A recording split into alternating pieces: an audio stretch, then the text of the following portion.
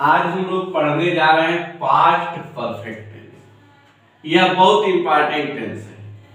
किसी न किसी एग्जाम में इस टेंस से कुछ न कुछ आप लोग को प्राप्त होगा। वेरी वेरी इंपॉर्टेंट है। पास्ट परफेक्ट टेंस से कहीं न कहीं आपको कोई न कोई क्वेश्चन प्राप्त होने जा रहा है। इसीलिए आप लोग इस वीडियो को अंत तक देखेंगे। जो लोग सब्सक्राइब नहीं किए हैं वो सब्सक्राइब कर लेंगे, लाइक कर लेंगे, ताकि उनको कंटिन्यू वीडियो प्राप्त हो। हम पढ़ते हैं इसकी पहचान कैसे, हम पास्ट परफेक्ट टेंस को पहचानें। यदि हिंदी वाक्य के अंत में चुका था, देखिए क्या था, चुका था, चुकी थी, चुके थे या आ था, आ का मात्रा है और था, ई थी बड़ी का मात्रा, ए थे आदि आए तो वह वाक्य पास्ट परफेक्ट टेंस में होगा। क्या पहचान है? चुका था, चुकी थी, चुके थे या आ था, ई थी, ए थे आदि आए तो वह वाक्य पास्ट परफेक्ट टेंस में होगा। अब आप लोग पहचान लेंगे। एग्जाम्पल देखिए, वह पुस्तक पढ़ चुका था, देखिए अंत में चुका था आया है कि नहीं आया है, तो किस टेंस में हुआ? पास्ट परफेक्ट टेंस में। सीता गीत गा चुकी थी, देखिए अंत में चुकी थी आया है। वे मैच खेल चुके थे या खेले थे, देखिए वे मैच खेले थे, खेले थे, खेले में देखिए ए का मात्रा आया है। वे मैच खेले थे, यहाँ देखिए खेले थे, तो आपने क्या देखा? चुका था, चुकी थी, चुके थे या आ था, ई थी, आए, तो वह वाक्य क्या होगा? पास्ट परफेक्ट टेंस होगा। अब हम हेल्पिंग वर्ब पढ़ेंगे। स्टूडेंट, हेल्पिंग वर्ब हम पढ़ने जा रहे हैं। इसकी हेल्पिंग वर्ब क्या है? हेल्पिंग वर्ब मतलब सहायक। अब आपसे कोई पूछे what is the helping verb of past perfect tense, तो आप क्या उत्तर देंगे? हैड। फाइनाइट वर्ब मुख्य क्रिया, मेन वर्ब जिसे कहते हैं, वर्ब का थर्ड फॉर्म। किस फॉर्म का प्रयोग इस टेंस में करेंगे? मुख्य क्रिया के थर्ड फॉर्म का प्रयोग करेंगे। अब हम लोग चल रहे ट्रांसलेशन कैसे बनाएंगे। आप कैसे ट्रांसलेशन बनाए? बहुत इजी है, एकदम इजी। आप ध्यान से देखिए, फार्मूला क्या लिखा है। सबसे पहले सब्जेक्ट जो भी करता रहेंगे उसकी इंग्लिश लिख लेंगे। उसके बाद हेल्पिंग वर्ब है, वर्ब का थर्ड फॉर्म, ऑब्जेक्ट, कंप्लीमेंट, अंत में फुल स्टॉप का चिन्ह लगाएंगे। क्लियर है?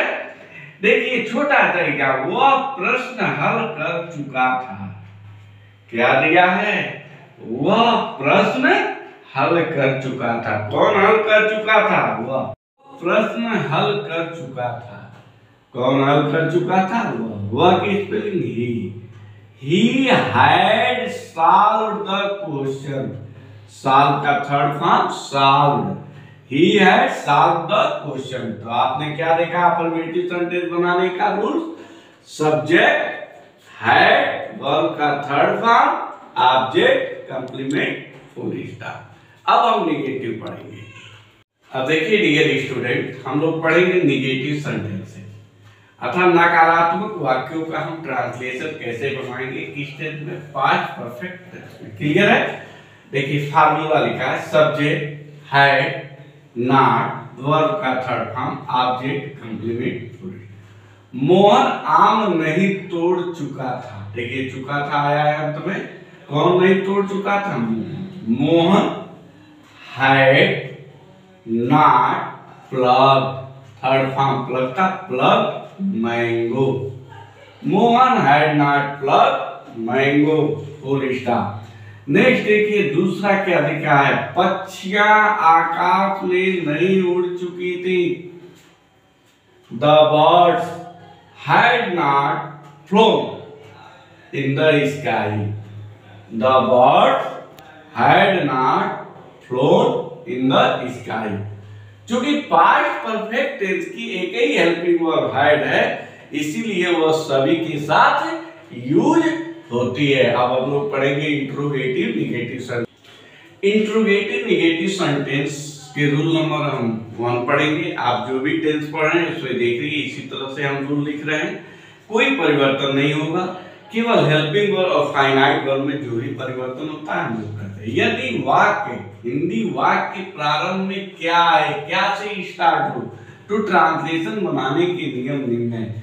सबसे पहले had helping verb, subject not रहेगा तो नॉट का प्रयोग करेंगे, नहीं तो नहीं। वर्ब का third form object complement question mark. देख रहे हैं, क्या राधा मधुर गीत गा चुकी थी। देखिए क्या से शुरू है, तो हेल्पिंग वर्ब हैड राधा संग अ स्वीट सॉन्ग। इसमें नई शब्द नहीं है, इसीलिए नई शब्द का प्रयोग नहीं किया गया। यदि नई शब्द आएगा तो नई शब्द का प्रयोग करेंगे, क्योंकि हम लोग इंट्रोगेटिव सेंटेंस दोनों साथ साथ पढ़ रहे हैं।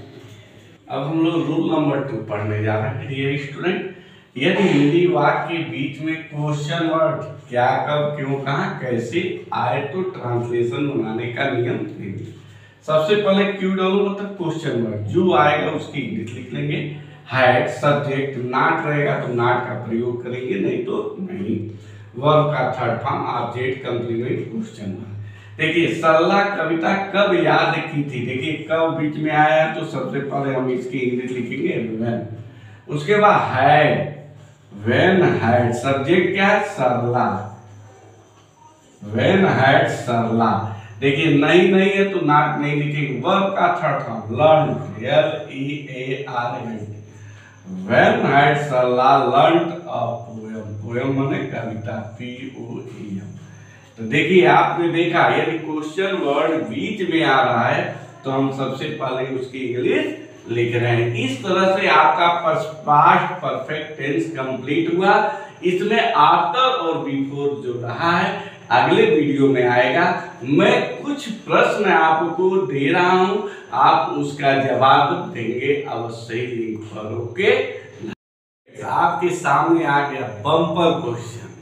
देखें कितने स्टूडेंट इसका जवाब देते हैं। जो रेगुलर पढ़ रहा होगा वह अवश्य ही जवाब देगा। आप अपने कमेंट बॉक्स में इसका जवाब लिखकर भेजेंगे। देखिए लिखा है, fill in the blanks of the following sentence with the correct form of verb given below. अर्थात जो ब्रैकेट में वर्ब दिए गए हैं उसके फॉर्म को भरना है।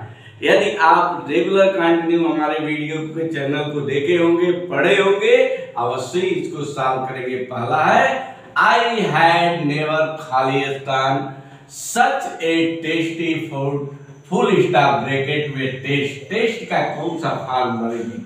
दूसरा है, वी खालिस्तान in this house since 1950, full stop bracket में लिव। अब लिव का कौन सा फॉर्म बोलते हैं। देखिए कितने स्टूडेंट्स इसका करेक्ट जवाब देते हैं। हमें आपका जवाब का इंतजार होगा। कमेंट बॉक्स में अवश्य जवाब दें। Thank you.